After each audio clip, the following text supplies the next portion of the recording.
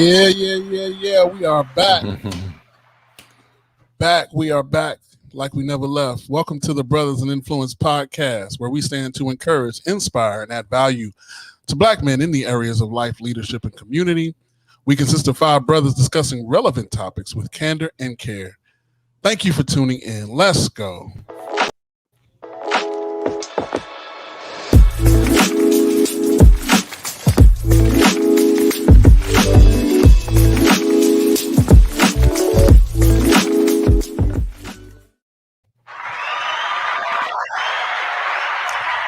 Yeah, brothers and influence. As you guys know, my name is Ian Williams, your purpose coach. You may not know that. So again, Ian Williams, I am your friend. You can find me on Twitter at Son of the King 02 or on Instagram at Ian Coaches, along with my family at Team Reconcile. I'm excited to be here another day, another week. It's just episode 16. Episode 16. Consistency, learning, growth, you know, they say it's just the 3 of us today. So shout out to our brother Lorenzo, who is with us in spirit. But as the word says, a 3-cord strand is not easily broken. We are here. Go ahead and preach that. We are here. We showing up, okay? So I like to, how I like to do. I like to get out of the way because I happen to be sitting shoulder to shoulder with 2 mighty men of valor. And so I want to give them an opportunity to introduce themselves. Who's going to kick us off? I got you. Hey, yeah, it's Sherrod Ledet, your leadership locksmith. I'm coming back at you with my brothers again. You can find me also on LinkedIn, Instagram, Facebook, all those different places. I'm just here to help you build and develop both professionally and personally in your development. Awesome. Shawte Price, once again, your leadership and your financial coach. I'm here to help you discover the next step in your journey. Once again, Shawte Price on all social media networks.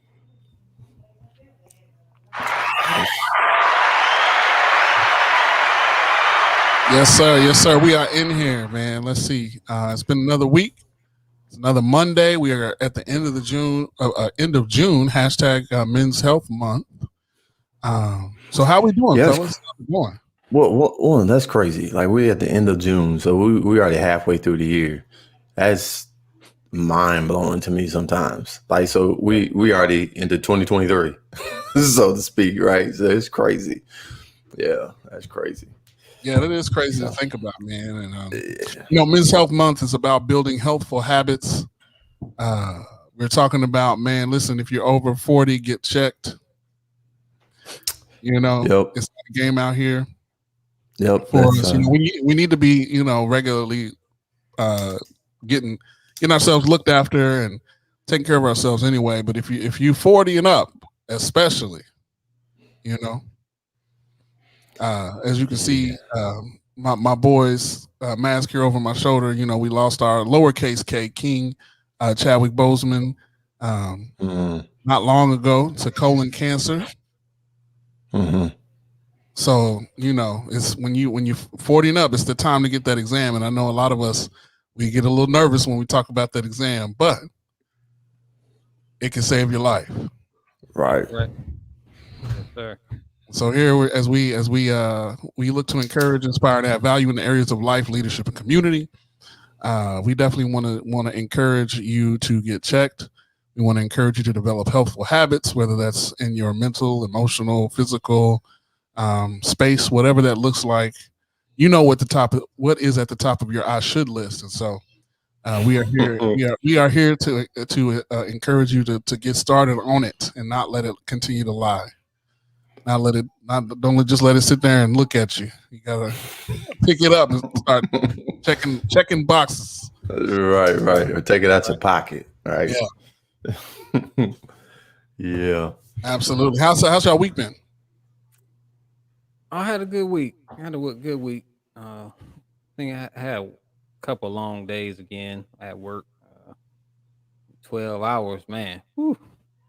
Yeah, I had a long one night. I think that was Friday. I think it was Friday night. Yeah, but it was good. Good work week. Uh, I got 3 Munchkins with me once again today. So hoping they stay on this movie. Not likely, Yeah. but hopefully. Yeah. Nah, my week was good too, man. Even just the start of this week. It started off this slow though. I mean, like you said, long Friday. Today was a long day for me. Like I woke up like this. Just walking around with my eyes closed. Like, struggling a little bit now, but yeah, guys are giving me energy, so I'm ready to do this. But outside of that, man, I had a great and awesome week. So yeah, I'm ready. That's good, man. It's good to hear. I love to hear that my brothers are doing well. My weekend was good. Today kind of threw me off a little bit. You know, I had work plans and I was trying to get down to the nitty gritty. And you know, I got a 5-year-old, so if you got children, you know, things don't always go according to plan. For real? I didn't know that. Like, for real, I didn't know that. Things don't always go according to plan, but you know what? It worked out. You know, whenever things happen like that, you know, and it's me and my guy, I usually just call it a guy's day. We kick it, and he rolls with me to work, and he might get a slice of pizza or something here and there.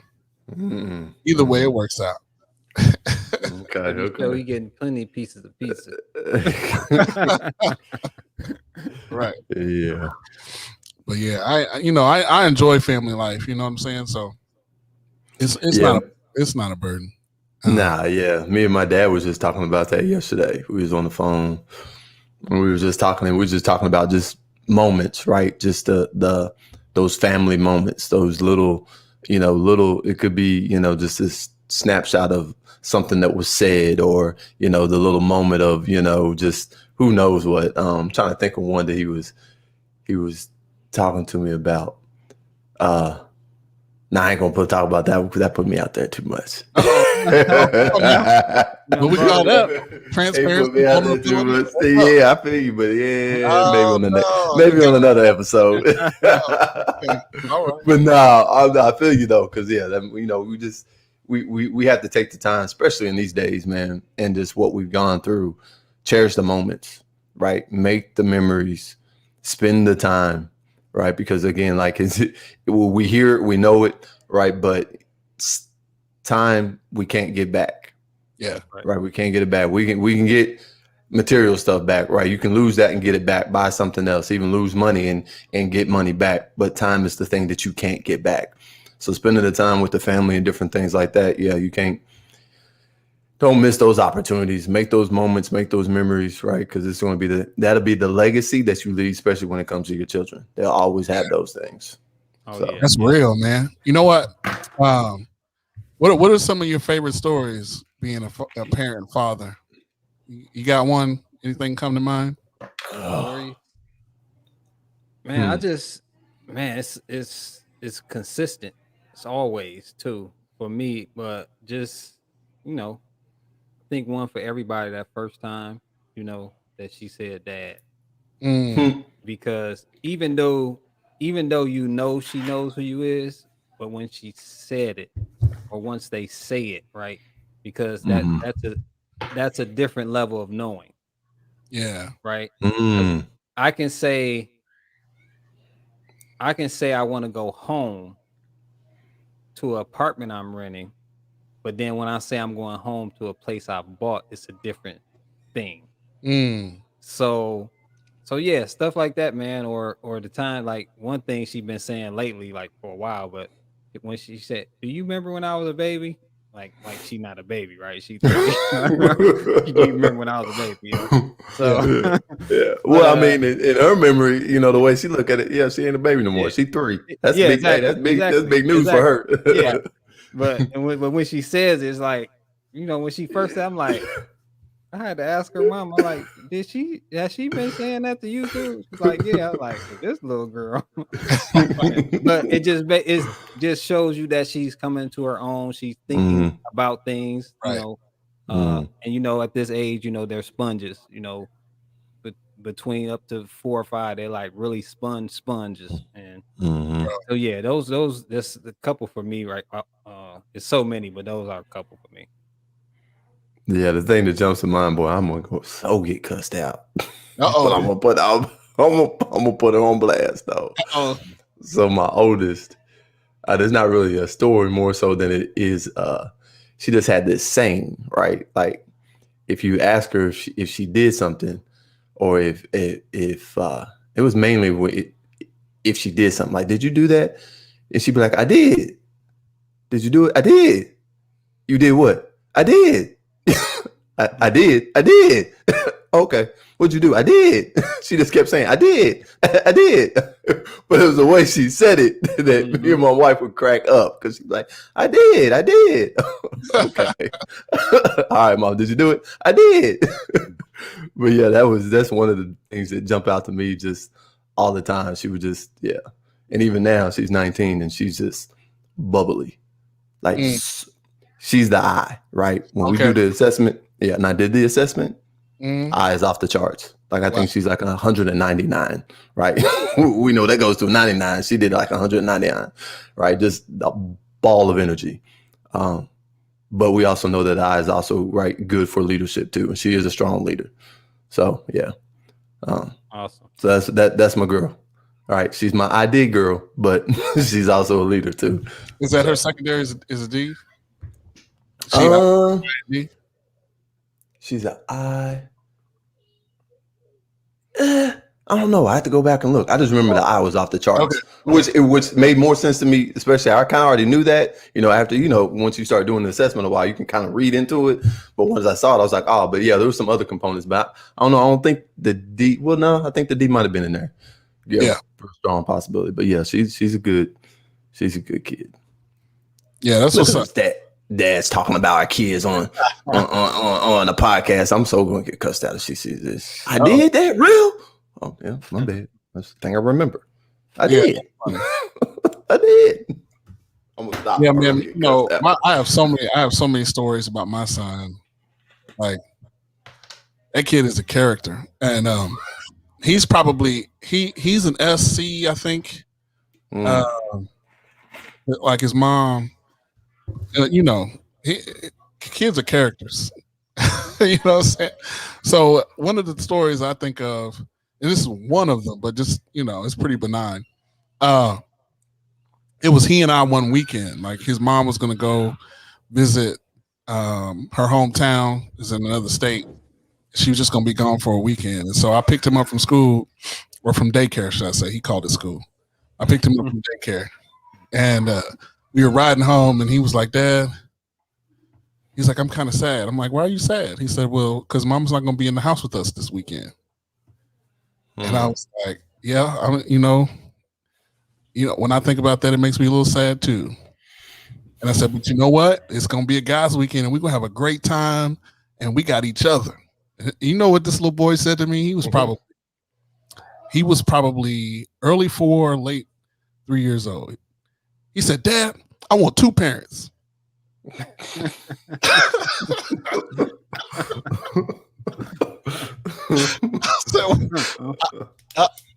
You know what? I don't have no response for that. Hey, he was clear on what he wanted. I want 2. One don't work for me.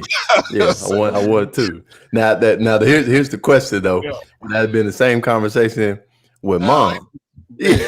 when he said, okay, well, I'll be all right with just 1. Right. Yeah. But yeah, he tripped me out, boy. I was like, you know what? I love you, man. That's all I got. That's all I got for you. Kids, did you guys ever watch that show Kids Say the Darndest Things? Oh yeah. Yeah, I watch it every day. Now you know how true it is, right? Yeah, for sure. Yeah, that's what it is in the episode. Yeah, bro, I watch that every day at work. He was sitting in his baby seat. He probably flexed on me. You know what I'm saying? I could pick him through the window. Like, how about 2 parents, Dad? What you talking about? Probably know what you talking about. Hilarious. But yeah, so we back for another episode 16, man. When it's good to catch up with my brothers. 16. we about life, leadership, and community here. We about our families. We all have our visions and our inspirations and our sense of purpose, and our families are essential to that. So, we definitely don't shy away. As a matter of fact, I know I can say, and I could probably speak for my brothers too, but my family is one of my greatest inspirations for my learning and growth. Mm-hmm. The stories I could tell about my son. I'm sure they all have. There's some sort of principle, something for me to learn from. Like the leadership locksmith said, he knew what he wanted. Sometimes you just got to know what you want. Like the way you track, the guy's day is it. But when you know that you want both parents. Yeah. That sounds great, Dad, but no. That's great, Dad.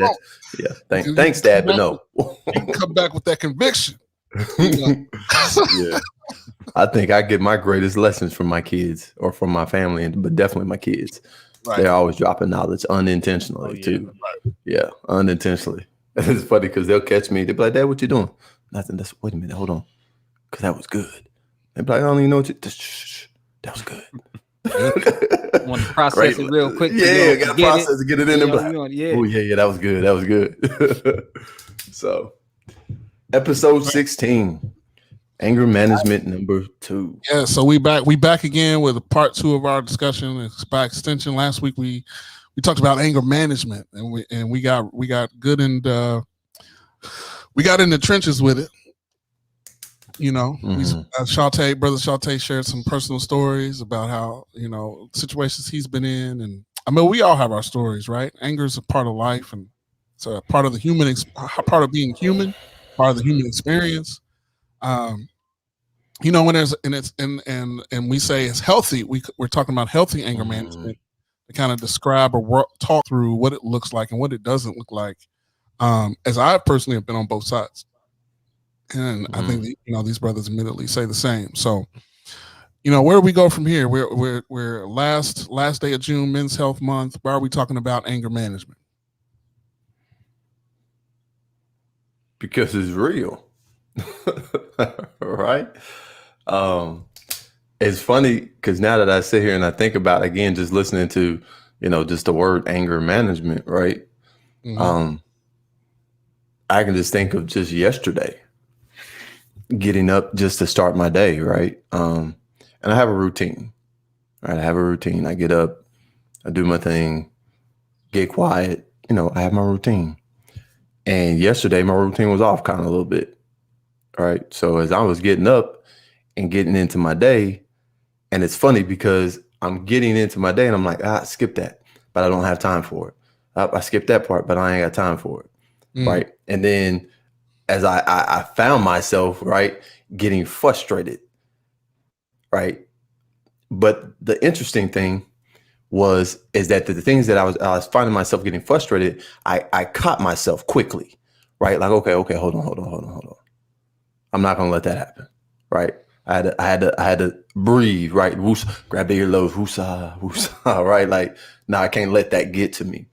So again, just even thinking about that, like little things like that, like when you're able to start seeing yourself, right? When you're starting to get to that, when that temperature, right? When you start looking at that gauge and you're kind of like seeing that number go up. Yeah. To be able to just kind of wheel it back in. Now, again, that's just a small example, but yeah, I was off my game yesterday a little bit and it could have got ugly. Yeah. But it didn't. Yeah, I can think of something recently where I was in the car with my wife and my son, and my son, he was having an off day. And he and I both were having an off day, but his off day was manifesting in a lot of whining. And that's one thing I've realized as a parent. We don't whining, bruh. You whining? What you whining for? I ain't about that life, bro. I'm not about it. Every once in a while, he falls in those moods. Where everything, it seems like every little thing, and it's like, man. And so my wife was trying to talk to him, and a lot of times we tag team, right? Where she'll jump in, and when she hits her stop, I can kind of fill in the gap, or vice versa. Like I'm saying something and I'm working with him, and then she can fill in the gap. To keep things rolling. That day, she was like, well, where you at? I'm like, I cannot say anything because I feel like I will crush little dude's spirit right now. So it is better for me to stay silent. I will continue driving the car. Yeah, I have them too. Right? Like, what? Yeah. It happens. Yeah, kind of that vindictive. It's it's a lot of things. I think that's where we miss, or that's where a lot of people miss growth encounters because they miss stuff like that. They'll just ignore it, or they'll say, you know what, I ain't gonna deal with it right now, and then they just don't never deal with it. And I think it's a good thing to recognize those situations for the purpose of growth, because things happen. And just like I shared with you guys before about the feeling like a bad dad, know I'm good, but feeling bad, and just being able to recognize that's what it is. When I seen the phrase, recognizing that's what it is, and that helped to get over that hump of feeling like I'm not as good as I know I am, right? And so, especially when we deal with anger, because anger manifests itself based on so many other things, because anger, it isn't, something happened and now you're angry about it, but that something could be a dozen different things, right? But the point, I believe the point at the end of the day is, what did you learn from the situation? Exactly. What did you learn? Because some people, like, I could get angry and process it before I manifest the anger or act out on the anger. And a lot of people, they just go from 0 to 10 in 0.30 seconds. Just it's over. But if we can learn to, until you recognize there's a problem, you're not going to be able to learn from it. So right. Yeah, we gotta, this is like we talk about self-awareness. Something as simple as knowing what your own triggers are. People, I've gone through life at different times and different seasons. I didn't know what triggered me. It's like a pop culture word right now, but it's legit, like something that would set me off. Like I'm aware that my son's whining can set me off. So before I allowed that bomb to tick and go off, I checked myself, and I told my wife, who was able to, while she was working with my son, it was us supporting each other. The fact that I was able to communicate that I was not in a place where I was ready to really engage was us supporting each other. She supported me by hearing and not pushing. And I supported her by being open and honest and vulnerable. Vulnerability is a huge factor. Huge. Yeah. As I've talked about in past episodes, where I talked about, helping my son kind of get develop his emotional vocabulary, where he can be angry. Yeah. But what was the underlying feeling behind that? And it's not that I can fix it. I don't think I've done a good job of really explaining, because I've said, I can work with that. If he can tell me he's angry because he was disappointed by something, I can work with that. What I mean is, it's not that I can fix it. Like, I'm not there to change or patronize him and say that, oh, get over it, right? Like, it's not that big of a deal. But even though I spent a long time since I was 5, it's been a long time since I was just upset because I couldn't go over so-and-so's house and ride bikes or whatever. I still know what disappointment feels like. Right. And being able to reconnect with that emotion in myself and meet him where he is, it encourages and cultivates room for connection. It's where, and it's in the connection that the healing happens. That's the medicine. It's not that I'm fixing it for him. It's not that I'm just erasing the disappointment, because disappointment is going to happen, but it's the connection that I'm sowing into that helps him encourages him to turn towards me, to be vulnerable, to feel safe, and to feel even protected, right? Yeah. So like what I hear you saying is really identifying with it, right? Identifying with that specific feeling and it's funny that because that's literally where I was going to go, because I remember you talking about that last week. So thanks for the setup, right? Yes, sir. Because and you brought up a good point of the vulnerability, right? Especially as men, right?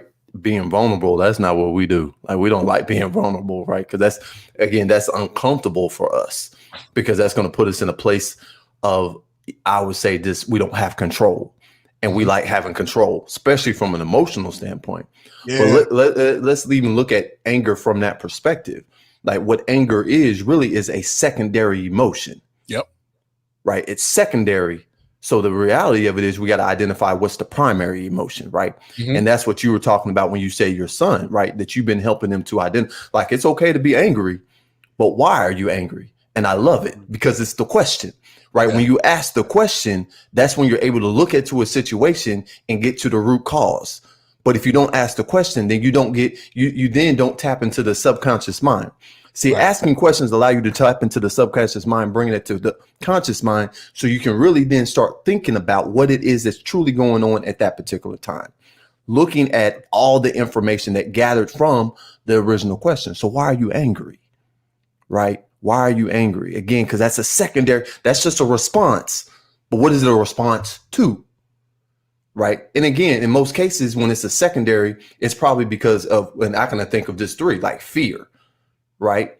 Or if like sadness or loss, those are areas in which, again, anger could come up, because, again, I may not know how to deal with it, or that is my coping mechanism of how I deal with those that primary emotion. I just get angry. So it's a secondary emotion. So it's even really about communication. Right. All emotion is about that communication component. All right. So let me throw you another lob real quick. Shante, I'm gonna let you go, but let me throw you another lob real quick. So you mentioned coping mechanism, and I was, I was talking to my better half, and she wanted me to pass these along. She said, "What is the difference between a coping mechanism and a defense mechanism?" And it's just simple. They serve similar functions. One is conscious and one is not. You're right. Is not conscious. A coping mechanism is conscious. So you choose to go to, and it's usually rooted in your conscious habit, right? So you go looking for this thing, whereas a defense mechanism, which is what I think anger would often fall into. Yep. Shante was just saying, some people are just like, they go 0 to 60, boom. Yep. And so that's a great point. That's a great point. You know, that was my lob. Go ahead. That was really great, because it's kind of where I was gonna come back to. Like I said earlier about people recognizing, right? You have to be able to recognize it for that. That's consciousness, recognizing that this what triggers me. Because, like you're saying, that defense mechanism is based on something that's been there. It may be buried and covered over, something you didn't want to deal with. So there it is. And it shows up in the most unlikely places and spaces, right? So and I love what you said, and that hits it right on the nail of the head. I mean, the head of the nail right there, because can you recognize that? If you realize that you're always getting and utilizing anger as one of them. Also, I was thinking about the emotions wheel, because it breaks if you guys are familiar with the emotion wheels, it starts in the middle and it just breaks down the words out. And I wonder if Ian could find it, we maybe pull it up, but that's a way. The emotion wheel is a way to help you express yourself. Basically, that's what it is. It's an avenue to help you replace yourself, because a lot of times people can't express their self because they don't have the word. And it's simple as that. They don't have the word to help them express themselves. How you feeling, brother? Man, I don't know. I'm feeling some type of way, but I don't know. Yeah. Versus, how you feeling, brother? Man, I'm frustrated, I'm angry, and I feel lost at this moment. Right. Yeah. That's two different things, right? Go ahead. Yeah. Well, no, yeah, because you in the text, bro. But here's the thing. That's what I love, because like we even talked about that, and I brought up, like, again, how it's so important for us to build our vocabulary for the instance, for the case that, again, so we can express and explain ourselves. But even more so, even to the point, even as us, we know as coaches, right? Our job is to ask questions, right? Because that draws out of the person, because the reality of it is we already know, right? Whatever we're looking for and whatever we're needing at that particular time, as we understand it to be, is that it's already in this. We just need to be able to find it, right, in the catacombs of our mind or of our life, like they're rooted deeply. But even to your point, like, again, if you ask, like, bro, how you doing? You like, I don't know. Then you start asking questions, but sincerely, authentically, looking to ask questions to really say, okay, well, let's work this thing out. Let's look at really what's going on. And you might be able to pull up the emotion wheel, right, to be able to start throwing words out there, right? Because again, how do you feel? I don't know. I mean, well, are you feeling frustrated? Nah, not really frustrated. Well, you feeling, depressed? Yeah, kind of, sort of, in between. I don't know, frustrated, maybe sad. Yeah, maybe more. You see what I'm saying? So you can work things out. But again, that just, having somebody who you're accountable to allow you to help you do that. And again, going back to what Ian said, man, really being vulnerable. Yeah. Right. Being invulnerable at that particular point to be able to go ahead and call on that accountability person and be like, look, bro, I don't even know what's going on with me. I don't want to get angry or frustrated, but this is what's happening. Right. Being uncomfortable in doing that. But that's all about, again, life. Right. Just dealing with this anger management component. Yeah, bro. Fellas, if you're watching and you're listening, whoever you might be, wherever you might find yourself, I just want to tell you, like, it's okay to not be okay. And I'll go on to say that it's not okay to stay that way. Okay? It's okay to not be okay, but it's not okay to stay that way. So what I'm saying when I say that, like, if you're angry, it's a normal part of human experience. If you're not sure how to express yourself, that's actually pretty normal as well. But we want to encourage you to start building healthful habits by developing your vocabulary, taking advantage of resources like this wheel. It's very simple, like a quick Google search, and it really can help you get down to the nitty gritty. As you can see, like, you got your core emotions there, which are really the surface things, right? And you get down, there's a second layer, and then there's a third layer. That third layer is where the real connection happens. If you don't have a space where you can express yourself to that degree, where you feel free enough, where you can feel brave enough, all right? Because that's really what it takes. Like, you got to be brave to be that vulnerable, to talk about betrayal, to talk about feeling resentful, disrespected, violated, furious. I think we're living in a society where these things are being more and more encouraged and in certain spaces. But really, this is for your benefit, right? This empowers you really to take control of your life.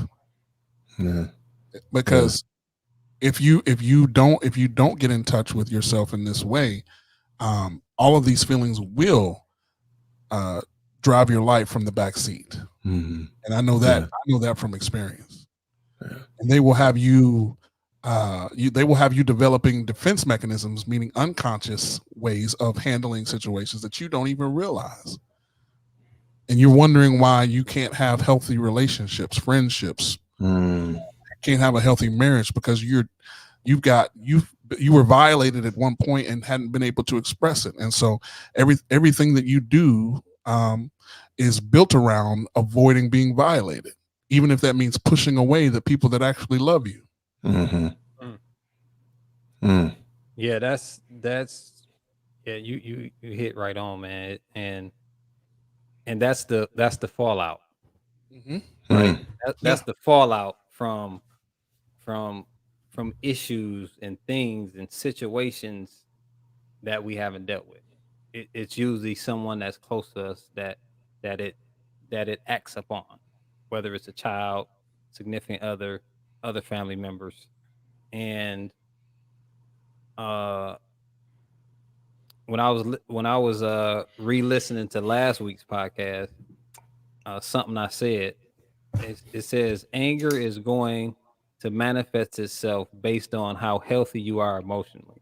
And when I had to pause it when even though I said it, but it's like, man, you know what I'm saying? Because sometimes you're just expressing yourself, and you when we're having these conversations, and it only reason I could say that because that was me, right? I was emotionally unhealthy. Even now, I believe I can be a lot more healthier. I'm not who I was though. Yeah. So, so yeah, we life is about balancing.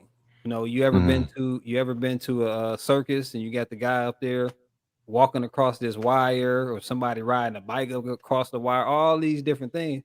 But why are they up there, and why are they able to do it when if I go up there, I'm not even going to step a foot on that wire? Because they practice. It's part of you. It's a part of who they are now. They couldn't always do it. It looks like, oh, they've been doing that forever. They've always been able to do it. No, it was still learned.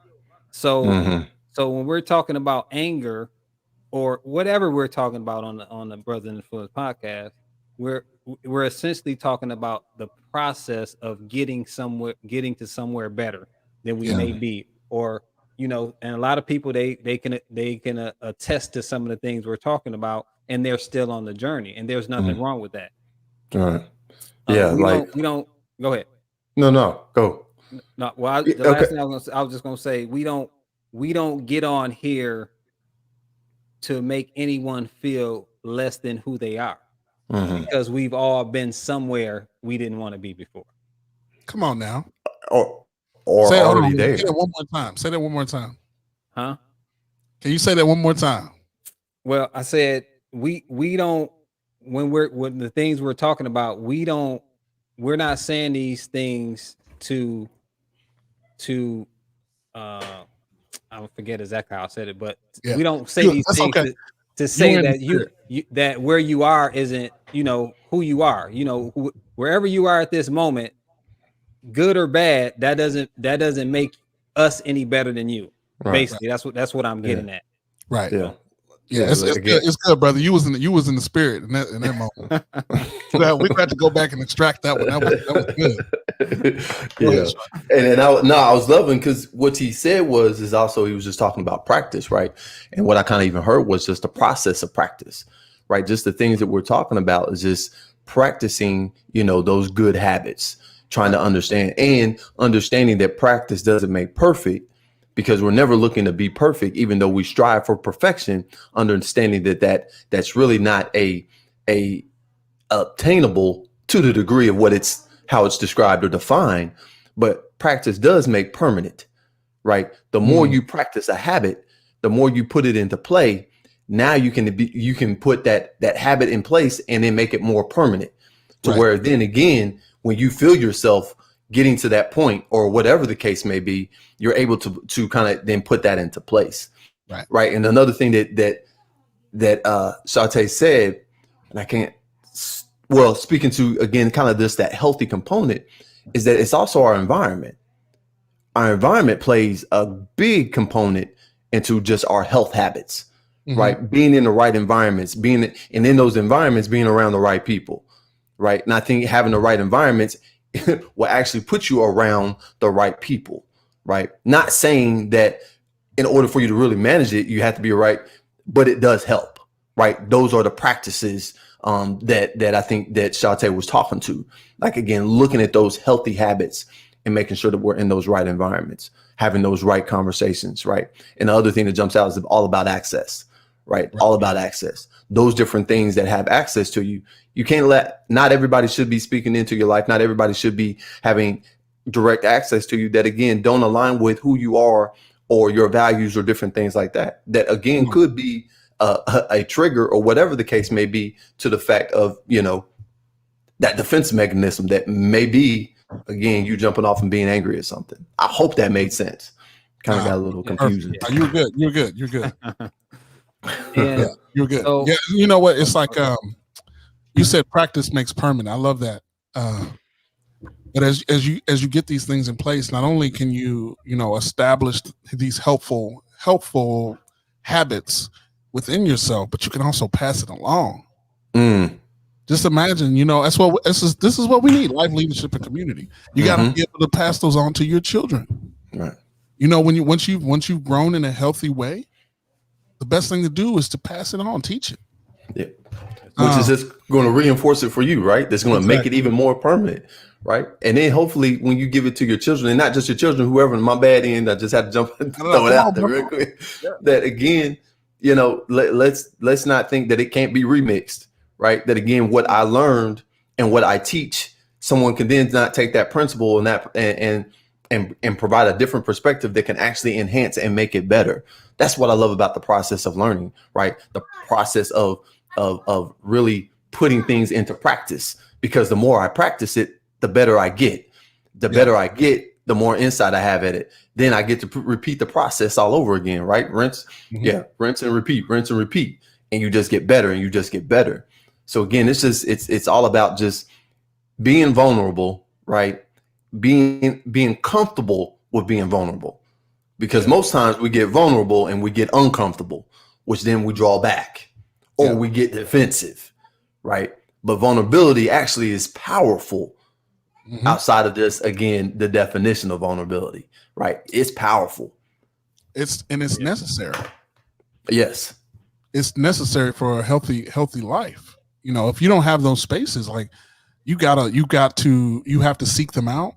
You have to cultivate them, invest in the relationships that matter to you so that you can have those spaces. If that's something you can start today. Like, it might not change tomorrow, but you can, just like your direction, you can change your direction in a day, but even though you can't change your destination.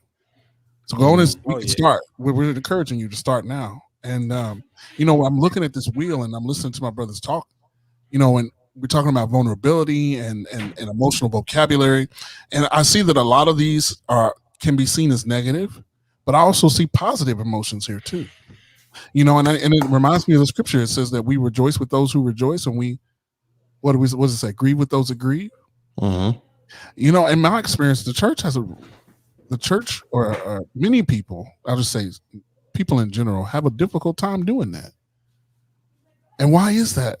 Because it's vulnerable.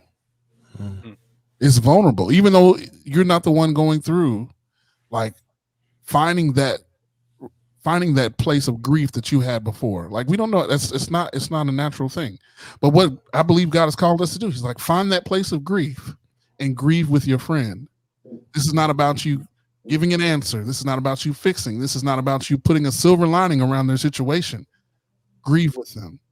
And when He called us to rejoice, why can't we rejoice? Because we thinking about ourselves. Oh man, that should have been me. Oh, I wish I had that. No. Find that place of joy that you had when you did get it that one time, and rejoice with your brother. Vulnerability. Yeah.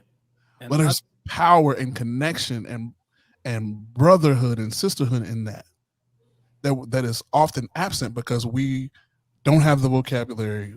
We're somewhat self-centered in an unhealthy way. But when you guys win, you know what I'm saying? I want to be rejoicing.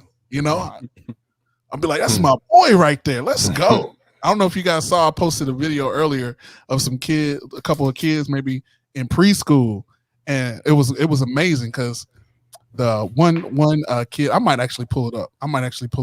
The one kid was just he was identifying his numbers, and another kid in his class was just like, yo, that's my boy right there. But yeah, I mean, that's the type of energy we need, and I believe that's the type of energy God has called us to. But if we don't have the emotional vocabulary, if we don't know how to connect with our own emotion, to really tap in to cultivate connection, then we're at a loss. Absolutely. Kind of, you had mentioned, you were saying how a lot of these look bad, and so I wanted to kind of jump back on that, because what we want people to grasp is that this will, although when we look at some of the words talking about fearful and feeling bad or feeling angry or disgusted, this will is positive because it helps you be the best you. Whether you use these specific words or not, this will is to help you be the best you. If you're the person that can't, that has a difficult time expressing yourself, it could be simply a word. I talked about the example again today where I said I was feeling some type of way about being a father with my daughter, and somebody posted something, said I feel like a great father but a bad dad, and the light came on for me, and that just lifted a weight off of my shoulders because I identified with what it was. Simply just a simple, and it wasn't that I was around here beating my 3-year-old daughter. It was just I was, I was fearful. I'm gonna just go ahead and go there. I was a little bit fearful and I was feeling anxious, overwhelmed. But to be able to put some words to how I was feeling, it was just it lifted up off my shoulders, and I was like, okay, that's what it is. Now I'm good now. Something simple as that, and a lot of times that's what will happen. So don't think of you sharing about how you're feeling at a particular time of your life or how life has been going with you as something negative. Long as the person you're sharing it with, you know that's a person that cares for you. That's what they're there for you to be able to release that, and for them to be there to be able to help you carry that burden. They can't take it from you, but they can be there for you. So I wanted to point that out. I think that's real important. Yeah. And yeah. And I'm one of those people, right, that I still struggle sometimes on how to express, right? Finding that right word of how I'm feeling at that particular time to this day. Like, I think that's just one of those things you will just continuously practice, right? But one of the things that I think that that I love that you said, Shante, is that, again, just it's one word, right? You didn't know the word, but then you saw a post and then that one word was it. And then it was just like, you was like, yeah, that's exactly how I feel, right? You didn't know it, but someone else identified with it and you identified with it, right? And what I think, even when I look at this, kind of just how this discussion has kind of evolved, and looking at, again, kind of the, just the title, like anger management, what we've been talking about for the past, I don't know, 15, 20 minutes was the fact that number 5, King. Sorry, was the fact. No, we good. That was the fact that basically, really, the best anger management is having someone else to talk to, right? Someone else that you can actually share with, right? That, again, I can call up one of these guys, and I got a couple people I can call and be like, hey, before I go to jail, I need to talk through this, right? Because but that's real. That's real. Because we need people, right? We need to talk to people. We need to be able, because, again, sometimes we just, again, don't have the vocabulary or don't have the word or don't know how to express it. But being able to talk through something, right? Being able to talk through it can allow you to really help manage, right, those different areas of your life. And we're talking about anger management, but that really goes to anything, right? It goes to anything, just having that accountability partner or something. Yeah, that's real. I mean, I think shout out to Brother Barry Rich from Jamaica in the comments. He gave a shout out. Self-talk is a powerful tool to manage anger. Anger management, when we're talking about expressing ourselves, as Brother Shiraz said, being able to talk to someone is one of the major tools. But really, communication in general, whether you're talking to someone else or you're talking to yourself, is huge, is imperative to how you manage anger. Yeah. Some of us, myself, often, I grew up, really directing my anger inwardly, to the point where I talk to myself in ways that I would never allow someone to talk to me. Like some random fool on the street say some of the stuff I've said to myself. Mhm. You know what I'm saying? But for some reason, I thought it was okay to talk to myself like that. And I thought it was, I'd be like, oh man, psychologically, I deserved it. I deserve to say these things to myself. I am these negative, whatever things, but that's not true. It's really from a mental health perspective, it's equated to self-harm. We look at people who cut, and I went to school with other kids who did these things, but the way I talked to myself was equivalent, and it was just as damaging and hurtful, to the point where, just like Brother Shantae mentioned earlier, I was not always emotionally healthy, and I'm still a work in progress, and that's why, we're talking about building healthful habits. We're talking about making practicing and make permanent. Brother Barry Witch also said, and he said, practice doesn't make perfect, but it makes for improvement. Mm-hmm. Right? So it's something that we're working towards. It's a journey that we're on. It's something that we recognize is a part of our call and who we are and who we're meant to grow into, who we're meant to be, as we strive as men, fathers, husbands, etc., etc. Mm-hmm. So we're just really embracing the journey, and we're sharing the lessons that we've learned from our personal experience, and the wisdom that we've gained just from being connected to each other. Yeah, and I think it's important just to pull up, because I love what just you Barry Rich just put out, right? Again, practice doesn't make perfect, but it does make improvement, because exactly what it does, right? Yeah. But I also think, and even when I said practice makes permanent, but I think we have to put some clarification to that, right? The right practice, right? Because you can be practicing the wrong thing, right? Mm-hmm. And you can then go down the wrong path or go the wrong way. Like, talking with my mom yesterday, she brings up, me and my mom have the great conversations. Like, we be telling each other all the time, we got to record these things, because they just be, yeah. But anyhow, she was saying, she was like, she was driving, right? And she was driving, but she was going the right way. But she saw a sign that said wrong way, but it wasn't for her. She was going the right way, but she saw a sign that said the wrong way. But the reality of it was, here's the lesson. She was going the right way, but if she read the sign thinking it was for her, she then could have turned around thinking that she was going the wrong way. Yeah. Right. And what I think that's important is that, again, when we say the right practices, right? Right practices means that, again, we're putting the right things in place, that we're in the right environment, like we're putting those things into practice, the right things that's going to help us improve, right? That's going to help us make those right habits or those good habits more permanent. Yeah. So. Yes, sir. Yes, sir. Yes, sir. We're getting ready to wrap up part 2, healthy anger management. It's been a great discussion, man. I've learned so much from my brothers. And I've gained so much just from being vulnerable and telling my own story. I've gained a lot from just hearing your stories as well. And as we look to continue to grow in healthful habits, again, if you're 40 and up, get checked. Go on and get that exam scheduled. Don't delay. We're losing too many of our brothers because we're avoiding.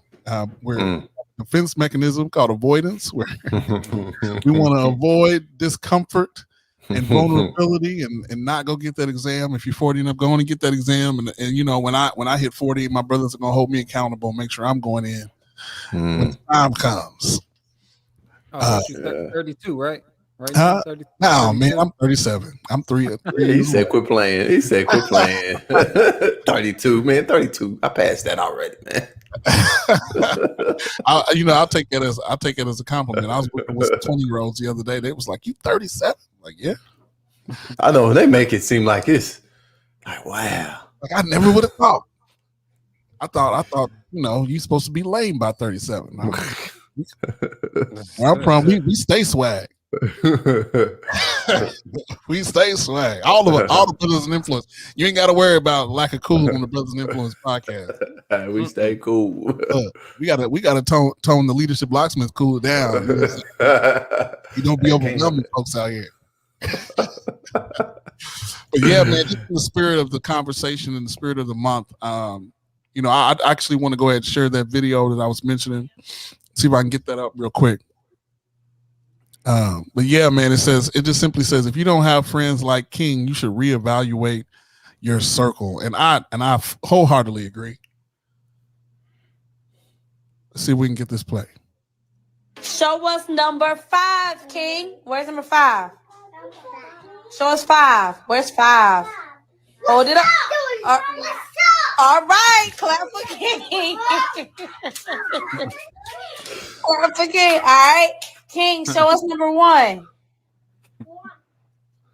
All right, clap for King. Clap for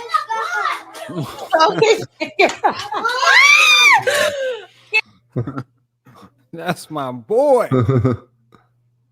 Oh, what happened?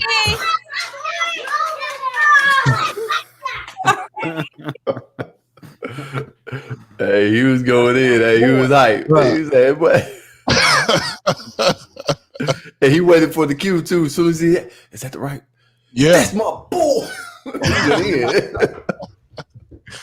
Yeah, so we go at the Brothers Influence Podcast. We're gonna keep that same energy. We definitely got that energy for each other. And if you're out there listening, watching, connecting with us, interacting, engaging, we want to spread the love, man. So connect with us, reach out to us, DM us. You know what I'm saying? If there's anything we can do, we are all leadership and personal development coaches.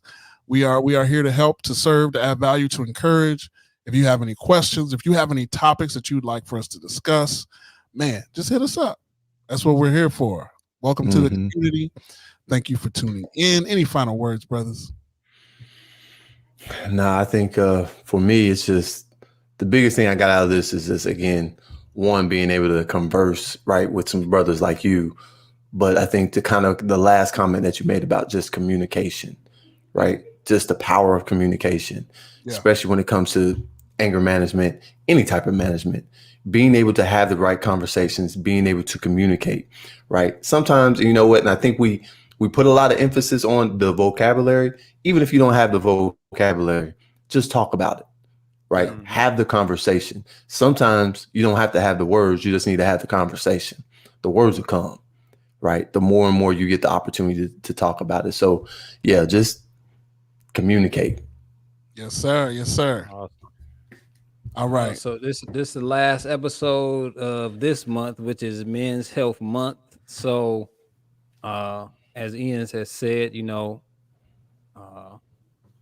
get your appointments in order. Make sure just make sure that's something you do. Although this is that month that we kind of push things more towards men's health, but we need to know who we are and what we might be, any type of, so like just me personally, diabetes runs in my family. So but those are things everyone should know about. Some of these things, sometimes we find out we got something and then we find out the grandma died of it because of it and things like that. So we need to learn those things, those health issues within our family. Take the initiative to get any tests or get those checkups once a year. And as Ian said, when you're 40, make sure you go and get that test. All right. Yes, sir. Shout out to our brother Barry Rich. Says good convo. Our brother from Jamaica. He been hanging tough with us. He's in Jamaica right now. Yeah, that's where that's the home. So we're gonna tap in. He's gonna probably join us for a conversation sometime soon. Gonna slide right in on the panel. From Jamaica? From Jamaica, yes, sir. Jamaica. You ain't been to Jamaica yet? Hey, Barry. Hey, I'll take an invite, brother. I'm coming. If Absolutely. You say come, I'm coming. I'm a foodie, you know what I'm saying? So I'm like, I'm making jerk chicken at home. I'm sure it's nothing compared to the real authentic. Yeah. I'd love to have him on one time just so I can see the background. I tell him to do it outside too, because I just want to see the beautiful jerk pork. Anyway, Men's Health Month, Brothers in Influence Podcast. We appreciate you rocking out with us. And here we go. We'll be back next week, Monday, 6:15. Wow. Peace.